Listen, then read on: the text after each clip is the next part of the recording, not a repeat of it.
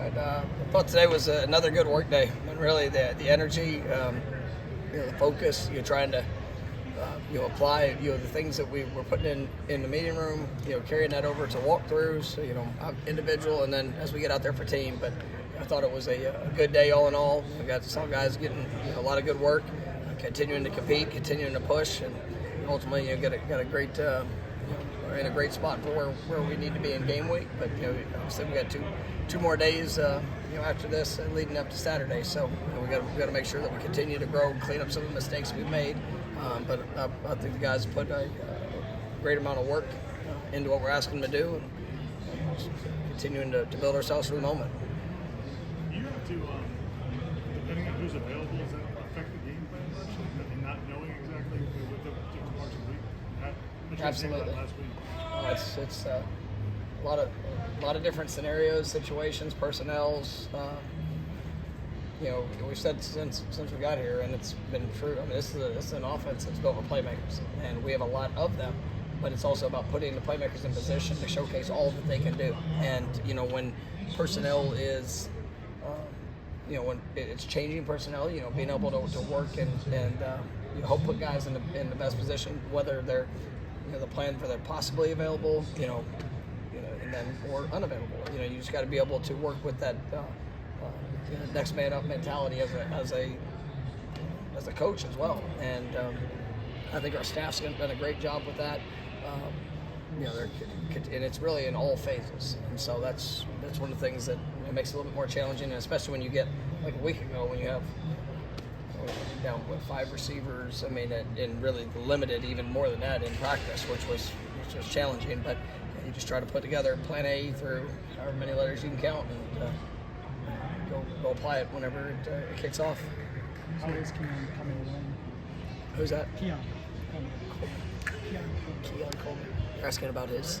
How is he progressing? Great. He looks wonderful. He's doing good. I mean, we're obviously continuing to see, as guys progress during the week, just exactly where they'll be at.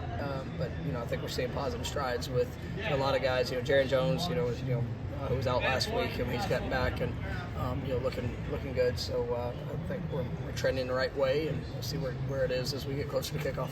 So like in a situation last week where you guys go to Jakai early in the week and talk about playing outside, if it didn't look good during the week, would you have scrapped it, or how do you evaluate that kind of thing? I knew it would look good. You evaluate all options, and obviously, every receiver in our offense, we're not like, hey, you're an outside receiver, you're an inside. I mean, they all have to do multiple things. Some guys might find themselves in a spot more times than other, but if we don't, I don't really like recruiting or going after guys that can just do one thing. If that's the case, I mean, there's other good offenses to play, but it's probably not this one. I mean, I want to be able to showcase all that guys can do, and so I mean, we had a pretty good sense of what it would be, and help put him in the best position. Being able to put tight ends out wide, like what does that do for you? I mean, it goes back to versatility, and you see it whether it's tight ends, running backs. I mean, we want playmakers. We want guys that are able to do a variety of different things, and learning the concepts, understanding what to do, the details. I mean, I couldn't think it might have been yesterday just talking a little bit about that position. You don't want guys that are just okay at a variety of things. You want guys that can go out there and really execute at a high level, and that it fits their skill set. And I think we've got great versatility among that group, and when you can line them up out wide and have good matchups, whether it's size or just different presentations of what we can do, I think it's a real positive. It's such an emotional game. How does your team go out there and play with controlled emotion and not? I mean, you prepare emotionally, and I mean that's one of the things I've been pleased with at practice. I mean, and that's one of the reasons we coach the way we coach and we do what we do is, I want to push all emotion. I want to see, as much as we can get from here, and then to see them be in control, to see them be able to apply the finest of details, in the moment. And there's still nothing like it when you run out of that tunnel, and what that's going to be. You simulate it as best as possible, but we try to prepare for it every day.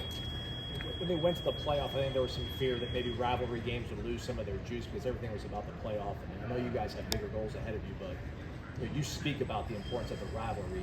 Do you guys that are maybe only here, this is going to be their only shot at this, do they realize what Kalen and Keem have put in and what it's going to mean to them to walk out? Absolutely. It was talked about, like I said, there's only 2 games that I talk about before the season, and I talk about them before or off season, because every day matters when it comes to that.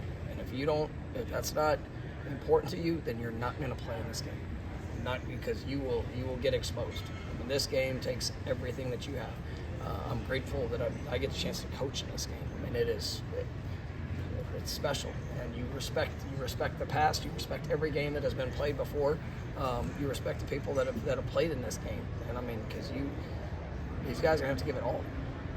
Because if not, you can take all records, all things that have happened before, it won't matter. But you prepare for this one every single day. The 2021 team was really young and needed some moments against Miami to kind of grow and develop and build confidence. How do you think that win that day helped a lot of those guys, Jordan and some of the younger ones too? Yeah, it helped a lot of guys. I mean, I think that was one of those emotional days, and that they got to be in it, and I thought they controlled it. They responded. We started off really well. There were some things that happened in the game that we talked about that would probably happen, and I thought our guys maintained their control and composure throughout it, and they were able to execute, and even through the swings of it. I mean, we were up early. We found ourselves down late, and had to go and whether it was special teams, we made had a field goal, there, in one of those challenging situations of what are you going to do, what's it going to look like, but it was field goal, defensive stop, and then offensive touchdown there to go win it. But that was something that was needed as much as anything else. To be in that game, to have to show all the preparation, to show all the investment and the work for the payoff of how that game played out, just as much of just the game in general. So it was really big. At this point, it's week 10. You kind of are who you are. If you change like a quarterback like Miami may, is it based on what the team is and whether or not they can change something drastically at this point in the season based on personnel? So you're asking me on our preparation for them based off their personnel? I guess just you've seen what they are on film. Is that what you expect, or is there something they could probably radically do with a new quarterback at this time? I mean, we're preparing for Van Dyke to play. I mean, that's like I mentioned it yesterday. I was asked about it. If there's something different, we've seen Emory has started the whole Clemson game, so we've got our thoughts there, and obviously that was a big win for them. But we'll have plans for all things that we could see. But there's been plenty of times you get into a game, and we saw it early in the season that guys would maybe do certain things that they haven't shown before. We'll adapt, adjust, and go get it done, and go be able to execute to the rules and the things that we've been working on. And, I have a lot of confidence in what our team will do if we need to adjust. With Ryan went to kick a field goal early in practice. You guys have the noise, call timeout, even though it's a home game this week, just trying to create pressure, team pressure. Every day. I don't care if home, away. I mean, this is one of the things that's big on our communication. Defensively, we need a crowd noise. So this seems to be rocking Saturday. All expectations of what it's going to be inside that stadium. So we make sure our defensive guys are communicating and understanding. They probably won't be able to hear. Making sure that we're doing the things necessary. And then I don't care, offense, defense, loud game, quiet game. I mean, we're going to create that chaos and as much as possible so that we can hone in, focus on what we can control, and go execute. You're good?